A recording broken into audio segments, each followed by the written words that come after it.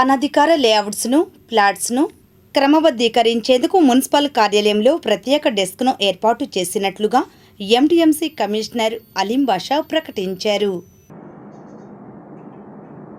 మన రాష్ట్ర ప్రభుత్వము ఈ ప్రాపర్టీ ట్యాక్స్ కలెక్షన్ విషయంలో ఏదైతే అపరాధ రుసుము ఏమైందో దాంట్లో అరియర్ పెండింగ్ ఉంటే 50% దాన్ని ఈ పెనాల్టీని వేవర్ చేయడం జరిగింది.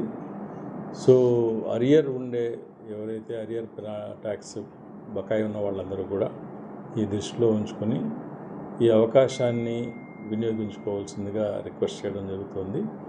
ముఖ్యంగా ఈ అరియర్ మొత్తం కూడా కరెంట్ ట్యాక్స్ మొత్తం కూడా ఒకేసారి వన్ టైంలో పేమెంట్ చేయగలిగితే ఇవన్నీ కూడా మీకు ఈ పథకము వర్తిస్తుంది. ఇంకా కొంతమంది నుంచి మన దగ్గర ఇంకా చాలా రావాల్సి ఉంది.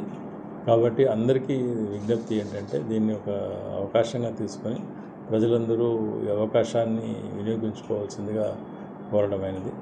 ఇంకా కరెంట్ ట్యాక్స్ కూడా కొంతమంది పెండింగ్ ఉంది. అందరూ 31 లోపల ఈ పన్నులను చెల్లించవలసిందిగా విజ్ఞప్తి చేస్తున్నాం. ఈ పన్నులు కూడా బేసిక్గా మీరు కట్టే పనులన్నీ కూడా ప్రతి రూపాయి కూడా జాగ్రత్తగా మేము ఖర్చు పెట్టి ప్రజల అభివృద్ధికి ఈ టౌన్ అభివృద్ధికి వినియోగిస్తాము. కాబట్టి అందరూ కూడా మీ యొక్క సహకారం లేనిది టౌన్ అభివృద్ధి కాదు. కాబట్టి అందరూ ఈ అవకాశాన్ని వినియోగించుకొని ఈ టౌన్ అభివృద్ధికి సహకరించవలసిందిగా కోరుతున్నాం.